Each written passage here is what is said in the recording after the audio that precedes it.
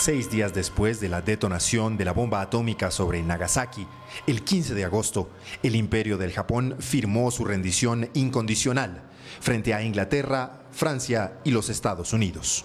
Los bombardeos atómicos sobre Hiroshima y Nagasaki, para muchos la respuesta al ataque perpetrado a Pearl Harbor en 1942, fueron ordenados por Harry Truman, presidente de los Estados Unidos, contra el Imperio del Japón. December 7th, 1941, a date which will live in infamy. The United States of America was suddenly and deliberately attacked by naval and air forces of the Empire of Japan. El 6 y el 9 de agosto de 1945, hace ya 70 años, las bombas cayeron en suelo japonés y pusieron fin a la Segunda Guerra Mundial.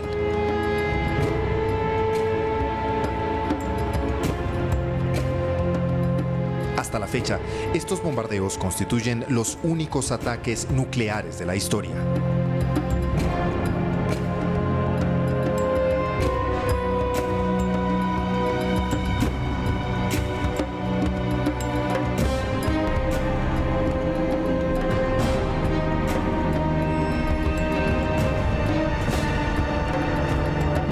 Con la rendición de Japón, concluyó la Guerra del Pacífico y, por tanto, la Segunda Guerra Mundial. El Imperio nipón fue ocupado por fuerzas aliadas y le fue prohibido poseer, fabricar e introducir armamento nuclear. Se estima que hacia finales de 1945, las bombas habían matado a 166.000 personas en Hiroshima y 80.000 en Nagasaki, para un total de 246.000 muertes. El resto de víctimas falleció horas después de los bombardeos.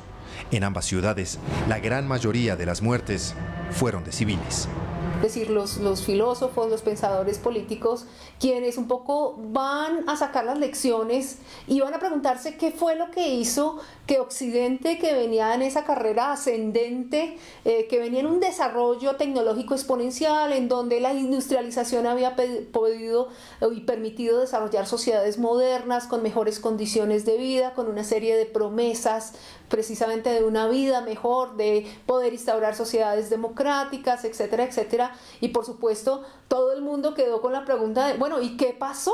¿Qué nos pasó? Porque caímos un poco en esta barbarie irracional en donde esa misma tecnología, ese desarrollo de la racionalidad instrumental, como la llamará Habermas, va a ser lo que se va a utilizar en una destrucción a unos niveles que antes no se habían visto bajo ninguna circunstancia.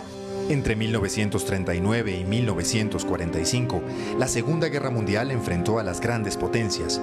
Fue la mayor contienda bélica de la historia, con más de 100 millones de militares movilizados y un estado de guerra total en el que los países destinaron toda su capacidad económica, militar y científica al servicio de la guerra. Sus consecuencias se sintieron en todo el mundo.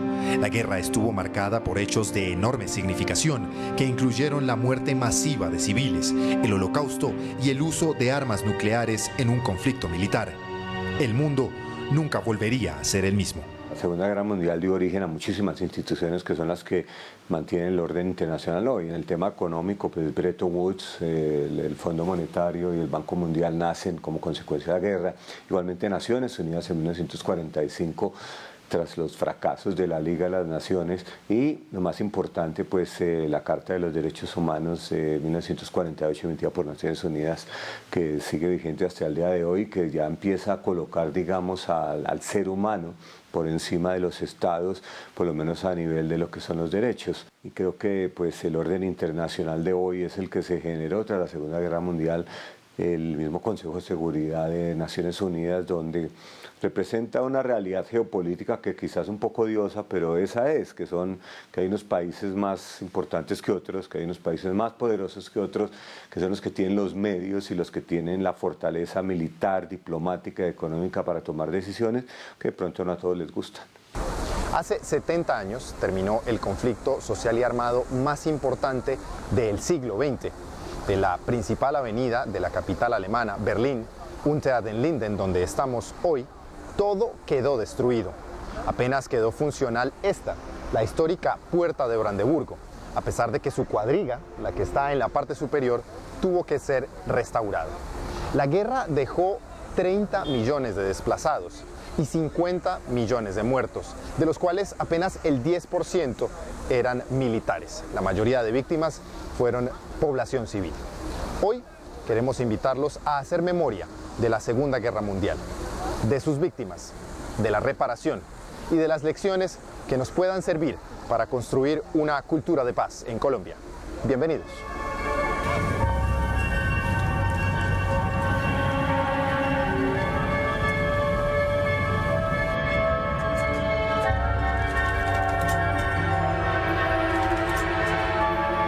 Berlín, julio de 1945. Apenas 2 meses después de la rendición alemana, la histórica capital vive en medio de la destrucción. Estas imágenes, restauradas por Kronos Media, una productora de cine de la ciudad de Potsdam, muestran la realidad de la posguerra y una ciudad devastada. Solo en Berlín se habló de una cifra cercana a las 120.000 víctimas mortales y más del 80% de la infraestructura inutilizable. Apenas 15 bombas manuales de agua alimentaban a una ciudad de 2 millones de personas.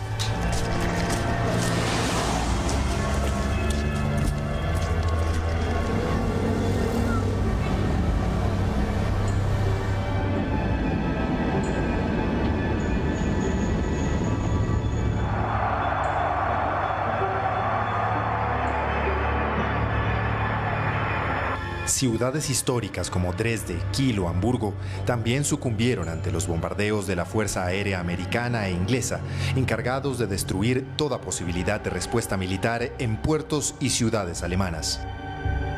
Europa queda devastada. Por supuesto, los países que fueron el escenario directo de la guerra, y en particular Alemania, Gran Bretaña, Bélgica, parte de los países nórdicos, pero también aquellos otros países que de una manera u otra estuvieron vinculados o se vieron afectados por el conflicto. Y en esa reconstrucción europea, Estados Unidos va a jugar un papel fundamental con el famoso Plan Marshall. Ese Plan Marshall que fue diseñado precisamente para rescatar a los países europeos, para reconstruir las economías europeas y lograr que el sistema volviese a funcionar.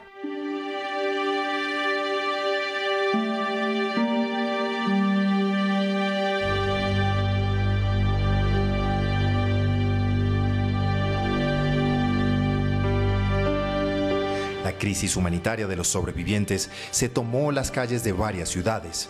Las personas recorrían las esquinas destruidas buscando abrigo y comida. En Berlín, la ayuda humanitaria rusa y de los aliados no era suficiente. Gente de poblaciones aledañas llegó a la capital para encontrar comida. La población recibía una ración de 300 gramos de pan, 30 gramos de cereales, como macarrones, 20 gramos de carne, 7 gramos de grasas y 15 gramos de azúcar.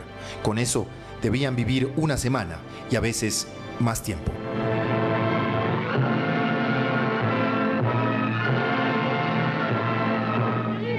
Der 13 im Besen. Nein, 12 ist er. Ich weiß es ganz genau. Er gibt den kleinen Jungen eine Klasse. Las primeras películas de la posguerra, encargadas de narrar la tragedia, describen bien la angustia de muchos sobrevivientes como Edmund, un niño que recorre las calles de Berlín en busca de comida para su familia.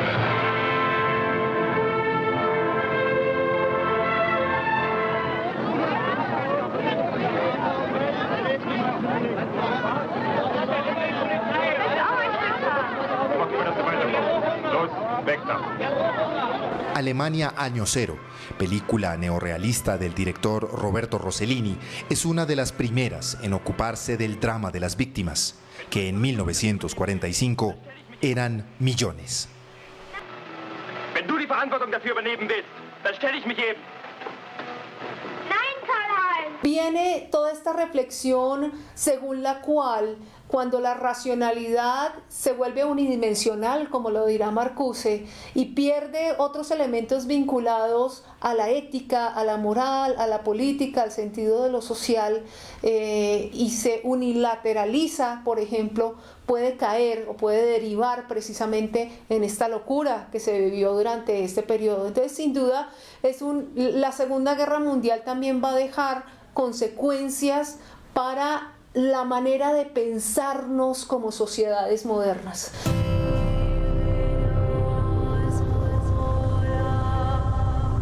Entretanto, a las afueras de la ciudad, en el poblado de Sachsenhausen, el campo de concentración más importante del estado de Brandeburgo era descubierto y liberado por soldados aliados que a sus alrededores, en el bosque de Bellover, fueron encontrando rastros de las movilizaciones masivas de los detenidos en campos de concentración.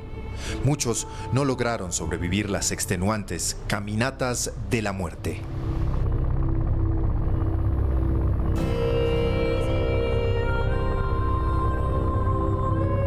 La debacle fue de tal magnitud que aún en esta generación que llega hasta hoy en día tiene el recuerdo de sus padres o de sus abuelos que evocan haber vivido la Segunda Guerra Mundial y lo que eso significó.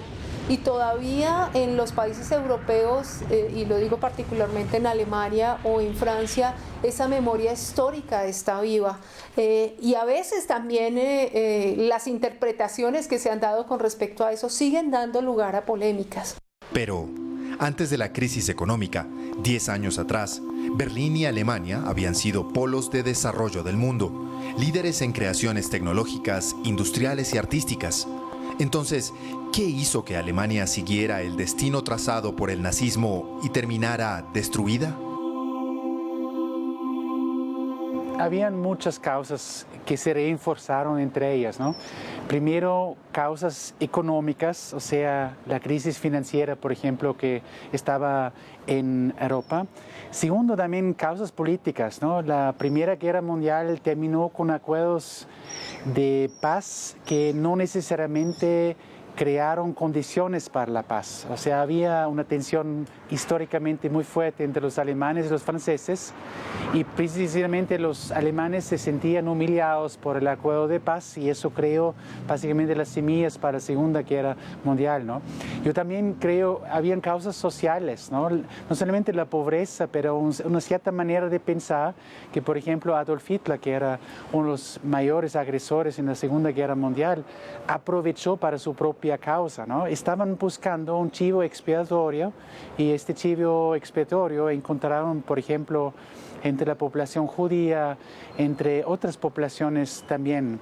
Había algo como un estrés postraumático colectivo que no ha sido superado de las guerras anteriores, incluso la Primera Guerra Mundial, pero también las guerras en el siglo XIX entre los franceses o los alemanes, y este estrés postraumático también lleva mucha gente a una nueva guerra. ¿Qué es estrés postraumático? Tú pierdes tu papá, tu mamá, tus abuelos en la guerra, y hasta cierto punto te quedas con el revanche, quieres enseguida sacar todo eso, e incluso podría producirse eso 30 años más tarde de la muerte de un ser querido, pues.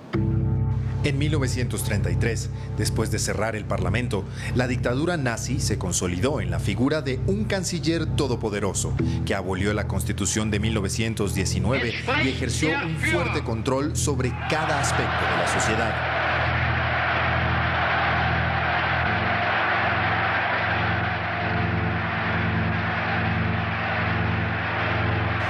El nazismo se perfila como una ideología caracterizada por dar importancia central y absoluta al Estado, en cabeza de una sola persona, a partir del cual se debe organizar toda la vida pública. Alemania estaba atravesando una situación económica, política, social caótica, y aparece este personaje Hitler prometiendo devolver el esplendor a Alemania.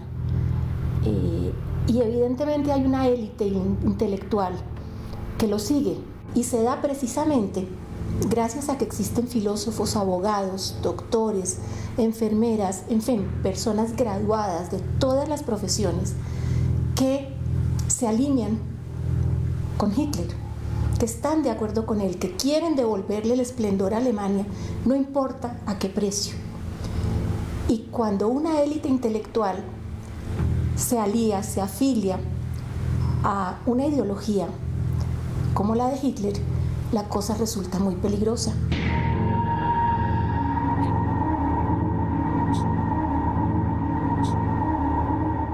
El nazismo transformó sin mucha dificultad valores de la tradición cultural de los habitantes del norte de Europa, a quienes llama arios, en un antisemitismo puro y simple, utilizando viejas leyendas de conspiraciones judías para controlar el mundo. Explicó la derrota alemana en la Primera Guerra Mundial. Para el nazismo, su ejército traicionado y apuñalado en la espalda por los bolcheviques y judíos perdió todo su poderío en Europa.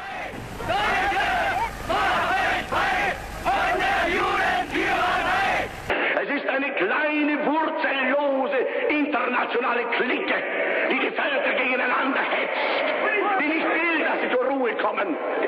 Es sind das die Menschen, die überall und nirgends zu Hause sind, die nirgends einen Boden haben, auf den sie gewachsen sind, sondern die heute in Berlin leben, morgen genauso gut in Brüssel sein können, übermorgen in Paris oder mit in Prag oder in Wien oder in London und die sich überall zu Hause fühlen. Es sind die einzigen, die wirklich als internationale Elemente anzusprechen sind, weil sie überall ihre Geschäfte betätigen können.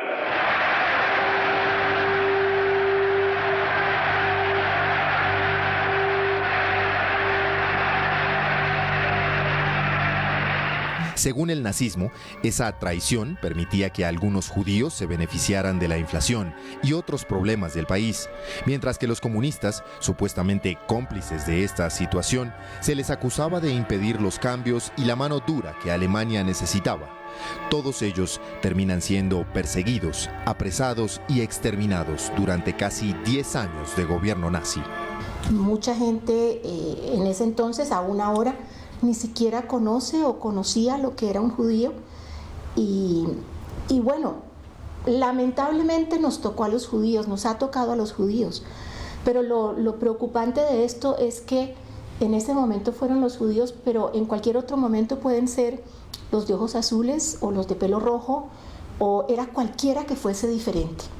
La estigmatización de los disidentes, de las razas y las etnias se tomaron las calles de las principales ciudades alemanas y así como sucedió muchas veces en Colombia, pensar y opinar diferente o tener opciones sexuales diferentes se volvió objeto de desprecio, rechazo y señalamiento.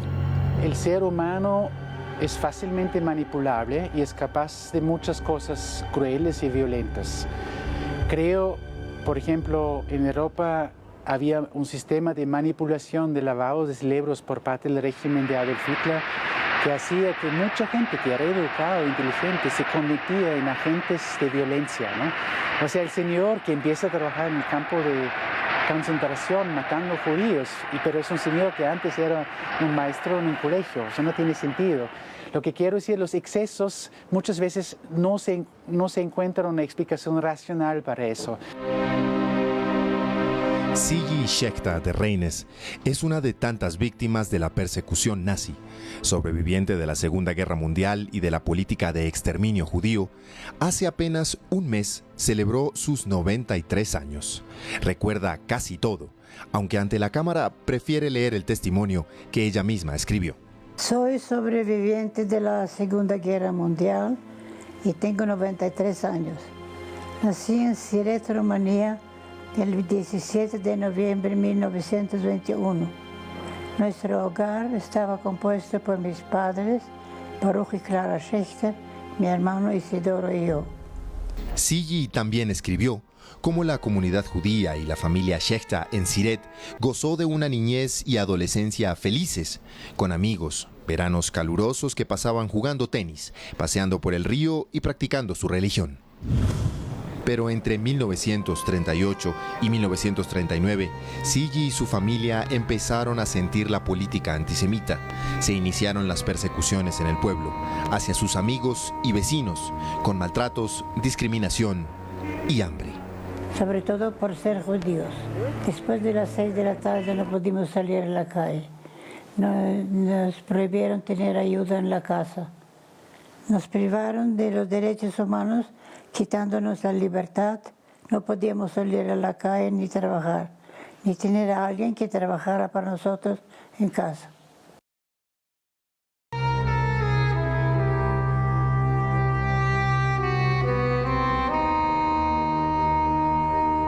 Pronto, la situación empeoró. La vida restringida de Sigi llegó al punto de salir apenas una vez cada 2 semanas de su casa a buscar comida.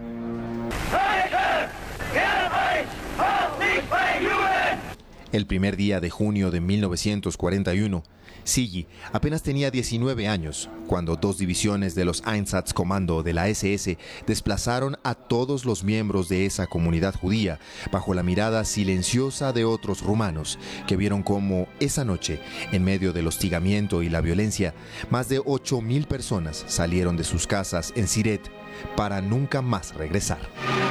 The important Romanian city of Sevet is occupied by troops of the 1st Ukrainian Army. The city looks empty. Nos sacaron de la casa, caminamos 25 kilómetros a pie hasta Dornești. Dornești era la estación de ferrocarril. Pernoctamos en Dornești, el otro día nos llevaron de noche, sin luz, en toda oscuridad. Era muy horrible esta noche porque se perdieron padres de los hijos, eran casos muy difíciles. Pero con gritos y lloramos y aquí estamos. El ser humano aguanta todo. Pero a nosotros era especialmente estos castigos por ser judíos. Los gendarmes nos cuidaron. No teníamos derecho ni casi no hablar. Con ser judíos teníamos los alemanes encima y caían de sus pies. Por ser judíos no hay derecho a nada. No teníamos, porque no puede ser que ahora es igual.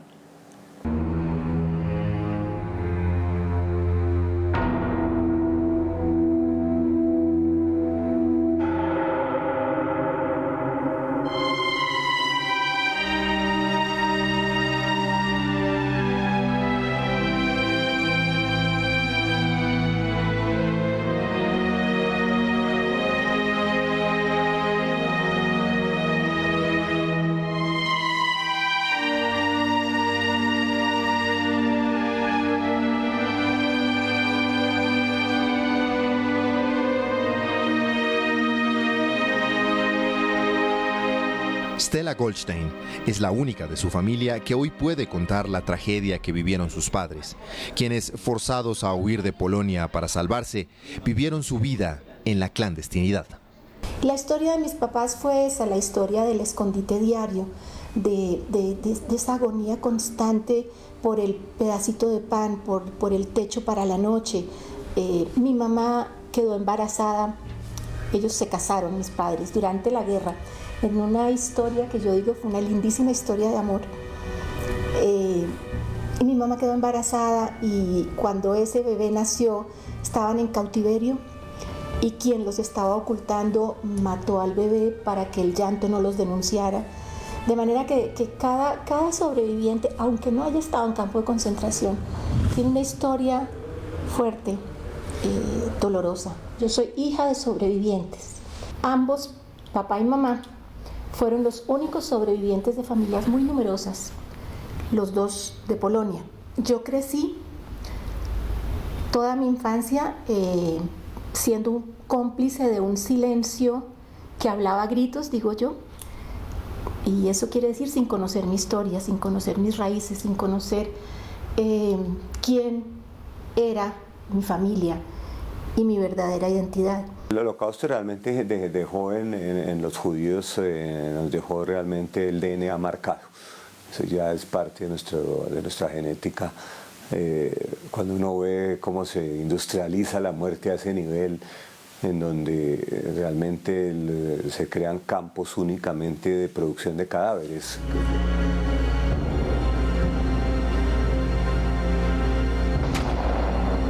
Mis padres eran personas comunes y corrientes, mis padres eran, yo tendría que decir, campesinos, gente muy humilde, en Polonia, de un pueblo que se llamó Szenica. Nunca, gracias a Dios, estuvieron en campos de concentración, y aquí tengo que decir, la gente tiende a creer que los sobrevivientes todos estuvieron en campo de concentración, y no hay falacia más grande.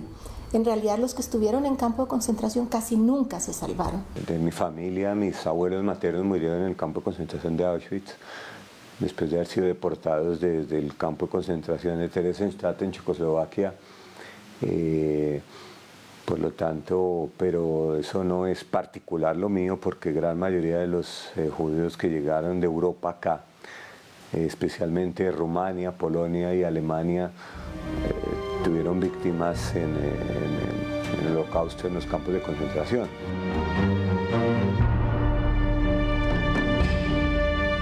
Los años más duros de la guerra, ¿dónde estaban? ¿Qué hicieron? En Sibolovka, aquí tenemos de todo.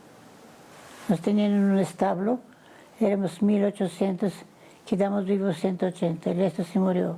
Cada noche, 14, 18, 20 muertos, cada noche. Alrededor de 300.000 judíos buscaron refugio en nuestro continente. Fue un éxodo sin precedentes en la historia. Casi 200.000 llegaron a los Estados Unidos, 40.000 a la Argentina y 25.000 al sur del Brasil. La palabra refugiados no existía para los estados, así que muchas familias tuvieron que cambiar sus nombres, sus profesiones, su religión, su forma de vestir, su lenguaje y su cultura. Para muchos, el drama del desplazamiento y las víctimas de las guerras en el mundo solo se hizo visible después del Holocausto. Refugiados siempre han habido, y ustedes se recuerdan en la Biblia, ¿no? Cuando Herodes quiso matar a todos los niños que tienen más o menos la edad del niño Jesús, estaba persiguiendo a todos los niños que tenían la edad de Jesús y tuvieron que huir. Lo que quiero decir, refugiados siempre ha habido, ¿no? Y crisis de refugiados también siempre ha habido. Viene la Segunda Guerra Mundial con todo el exceso de violencia, con todo el daño colectivo, la destrucción, los millones de refugiados y desplazados. Y allá, básicamente, la comunidad internacional se dice, necesitamos algo universal. Pero interesantemente, después de la Segunda Guerra Mundial, pensaron que se necesita algo universal para reparar el daño causado por la Segunda Guerra Mundial. Así crearon en 1950 el ACNUR, que es el Alto Comisionado de las Naciones Unidas para los Refugiados.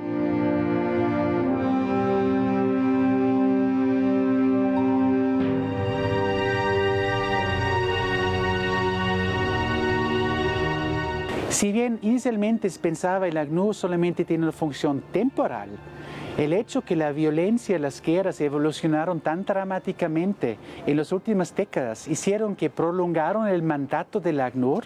Hoy el ACNUR tiene un mandato indefinido.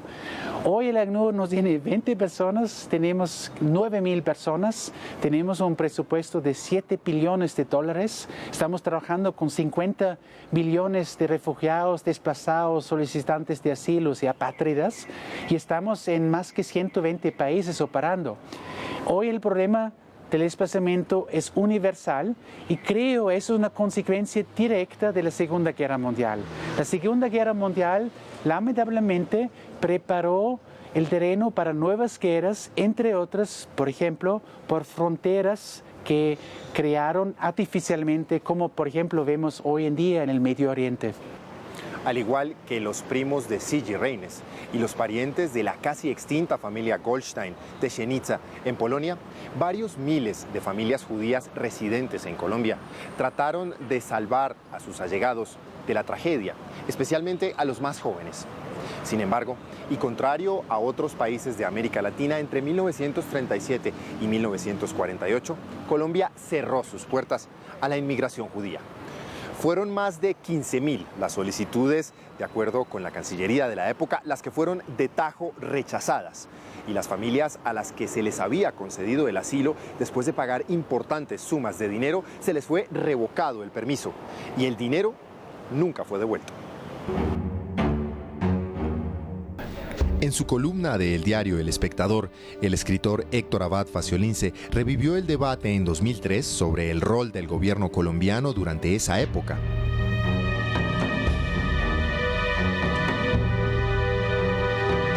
Sabíamos del antisemitismo grotesco de Laureano Gómez, de los leopardos, del canciller Luis López de Mesa, pero era mucho menos claro que el presidente Eduardo Santos, tío abuelo del actual presidente, se manchara también las manos a aplicar despiadadas políticas restrictivas para el ingreso al país de judíos. Parte del corazón leer las cartas de familias hebreas que ruegan por su clemencia. Su abuelo, Enrique Santos Montejo, quien escribió en El Tiempo que el judío de la Europa Central representa uno de los tipos humanos más bajos. El gobierno de Eduardo Santos dio instrucciones a sus cónsules en Europa para que pusieran todas las trabas humanamente posibles a la visación de nuevos pasaportes a elementos judíos. Así como lo hizo Enrique Santos Montejo en su columna en El Tiempo, varios otros diarios abrieron sus puertas a columnistas pseudocientíficos que justificaban la segregación de los judíos.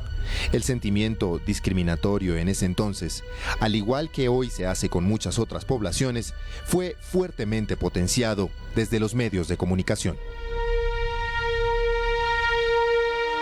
Ellos querían emigrar, pero los países no les daban tampoco visas tan fácil. La consecución de papeles era muy difícil. Todos los países tenían cuotas y las cuotas se llenaban pronto. Israel en ese momento no existía todavía.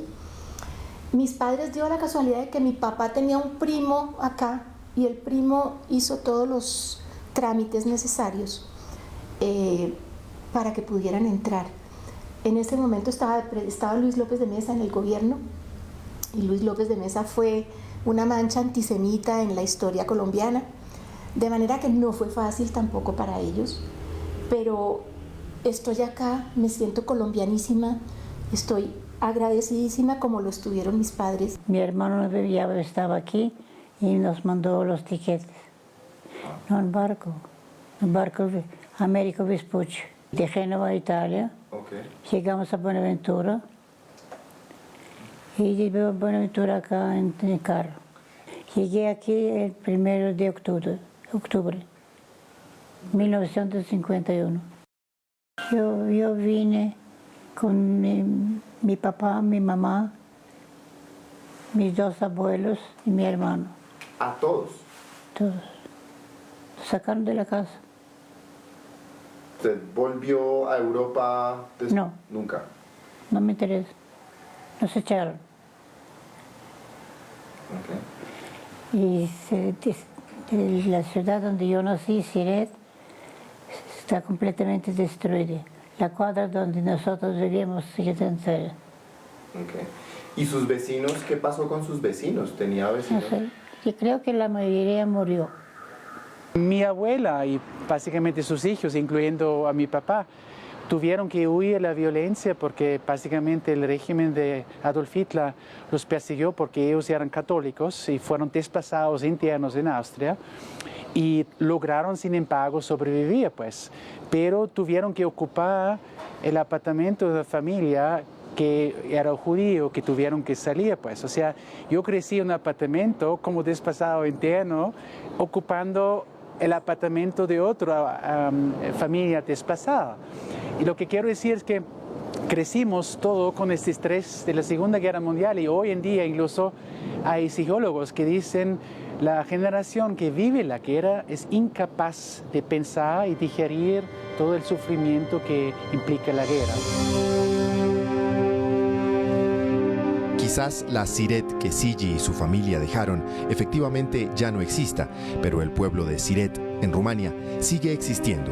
No ha crecido mucho, tiene apenas 2.000 habitantes y conserva un pequeño cementerio judío en honor a las víctimas.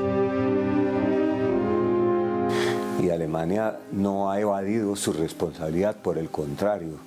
En Alemania el estudio del Holocausto es obligatorio, pero creo que Alemania, de las cenizas de la guerra, hizo todo lo que estaba a su alcance, por lo menos para que no se olvide a las víctimas, y uno de los temas, además de las compensaciones de las que ya hablamos, es asegurarse que jamás se olvide lo que ocurrió y que jamás se olvide la responsabilidad que tuvo el régimen nazi en los crímenes que se cometieron.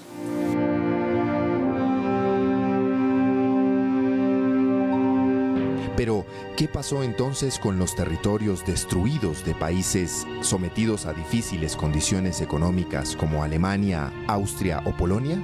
¿Pudieron las generaciones posteriores superar el trauma de la guerra para reparar y pedir perdón a las víctimas?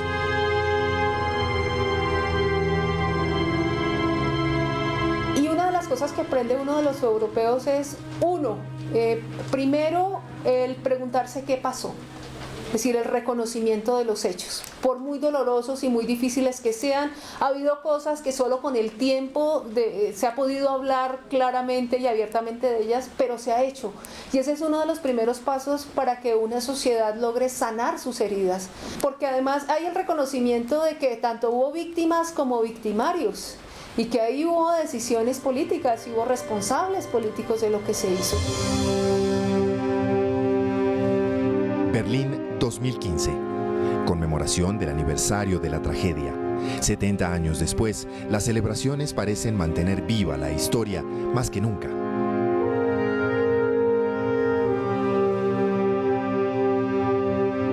Con la exhibición Primavera en Berlín, imágenes de gran formato se tomaron los lugares más importantes de la capital alemana para recordar la destrucción de la ciudad y el drama de sus víctimas. Más de 400 eventos artísticos y académicos inundaron teatros, universidades e instituciones públicas para mantener la memoria viva.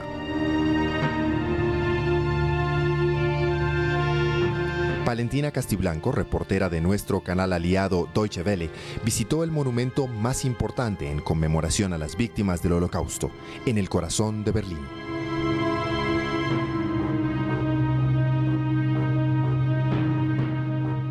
Nos encontramos en uno de los sitios más emblemáticos de Berlín, donde todos los días se hace memoria histórica.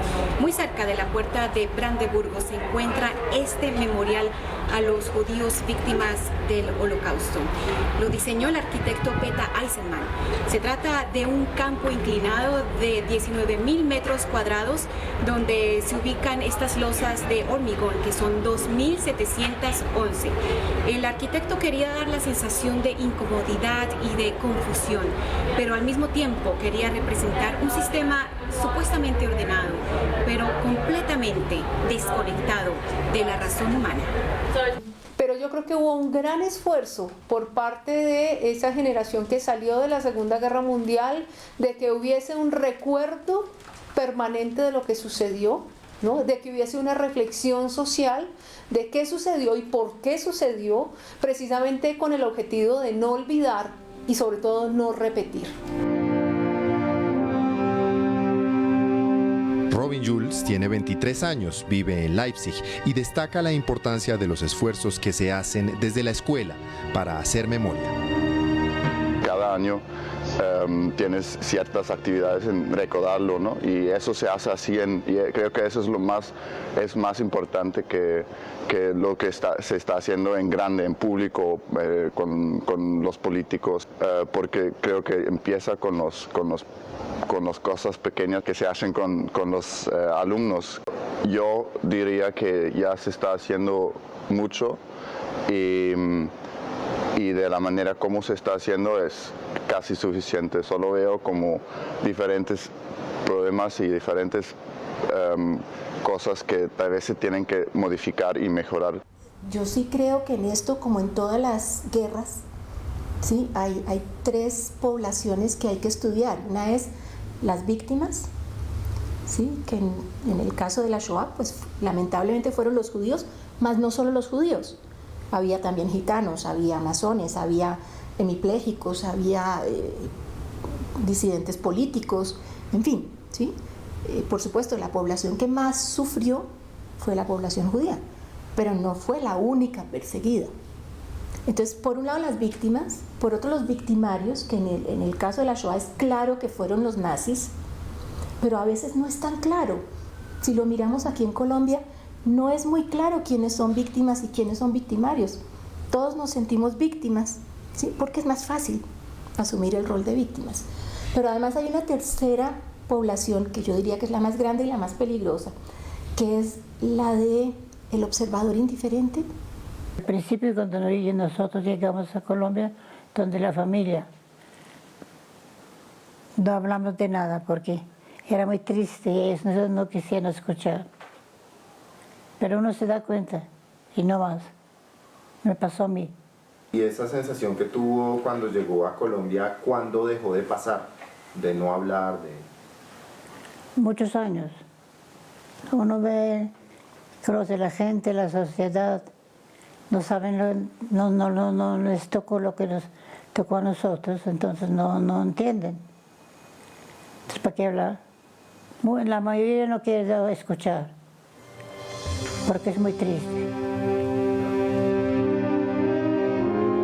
Sin embargo, las lecciones de la guerra más devastadora de nuestra historia son muy importantes a la hora de pensar el conflicto social y armado en Colombia. Yo diría que con respecto a Colombia sí hay un aprendizaje muy interesante. Yo diría que con respecto no solo a lo sucedido en Europa, sino también en Asia. Japón es un ejemplo muy interesante de cómo una sociedad tiene que reconstruirse de las cenizas y tiene que reinventarse y crear un proyecto político y social que le permita salir adelante. Poder crear un estado de bienestar que les garantizara a las personas condiciones de vida mejores para la mayoría o para toda la población. Eso no se dio en el aire y eso fue posible precisamente de darse cuenta a lo que llevan sociedades en donde puede haber una extrema polarización, en donde hay desigualdad, en donde no hay oportunidades para todos. Eso genera violencia, eso genera conflicto. De lo que queda es el hecho de que las víctimas son parte de la ecuación.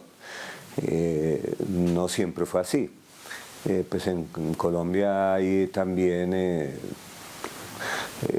decenas de miles de muertos, desplazados, mujeres violadas, familias destruidas, y que las víctimas hacen parte de la ecuación de resolución del conflicto.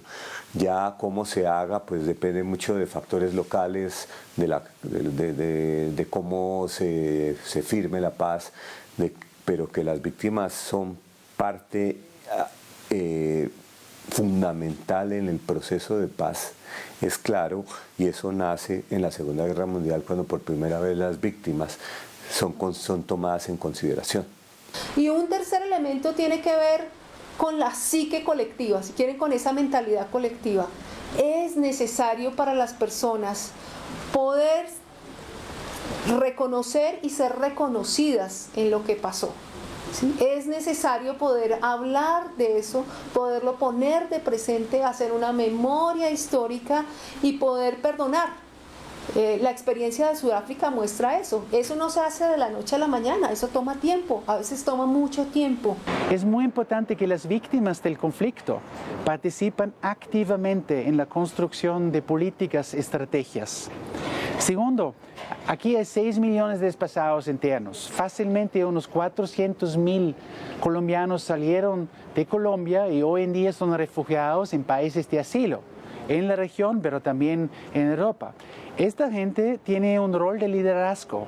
Son agentes de cambio que deben contribuir a reconstruir el país. Por ende, es muy importante encontrar soluciones duraderas para esta gente. ¿Qué es una solución duradera? Podría ser una integración local, podría ser el retorno voluntario a su comunidad de origen, podría ser la reubicación en un tercer lugar. 50% de los 6 millones de desplazados internos se encuentran en 27 ciudades en Colombia. Y si ustedes miran en qué condiciones viven, van a estar asustados, porque la gran mayoría viven en condiciones de pobreza, incluso hay unos que viven en extrema pobreza. No tienen acceso a agua, no tienen una vivienda adecuada, no tienen ingresos regulares. Están los grupos irregulares que controlan los barrios marginales en muchas ciudades. Se necesita una política pública integral, se necesita la colaboración entre las instituciones estatales para ayudar a esta gente a integrarse. La trampa más peligrosa para un proceso de paz es pensar que un acuerdo de paz pone fin a todo lo que es violencia. La sola palabra post-conflicto es peligrosa porque implica que apenas que se firma un acuerdo de paz aquí ya no hay más conflicto. Mejor utilizar la palabra post-acuerdo. Hoy en día vemos violencia que no tiene nada que ver con las partes que están negociando en La Habana. Empezando con los grupos de guerrilla que no están sentados en la mesa en La Habana, y también los grupos post-desmovilización que hoy en día están responsables de fácilmente unos 30% de violaciones de derechos humanos. Y también son grupos internacionales además. También en un post-acuerdo la violencia política muy probablemente va a aumentar. Lo que quiero decir es muy probable que habrá violencia después del acuerdo de paz. Pero eso significa también cambiar los imaginarios de quién es el enemigo. Eso significa también cambiar los lenguajes de odio y de venganza por lenguajes que tienen que ver con la reconciliación, con el perdón, con la aceptación, ¿no? Y eso es algo que una sociedad tiene que darse tiempo para sanar y para madurar, y además que tiene que hacerlo colectivamente. Es decir, eso no lo hace simplemente un régimen político, un gobierno que llega. Eso es una decisión de la sociedad de salir adelante, de cambiar y de pensarse con un futuro más optimista y más positivo, y de creer que sí es posible superar esas situaciones y plantearse condiciones para que ese futuro sea mucho mejor que lo que ha sucedido. Mientras Sigi Shektad Reines se prepara para ser la invitada de honor de las múltiples conmemoraciones del Holocausto, reitera el mensaje de esperanza y vida que le ha permitido ser feliz y disfrutar de una vida longeva en Colombia. Seguir adelante, ser fuerte, no dejarse. No hay como Colombia. El mejor país y la mejor gente están aquí, por eso mi familia vive aquí. Ahí tengo tíos que llevan 60 o más años aquí en Colombia. Entonces nosotros nos trajeron a nosotros también con ese ambiente tan bueno.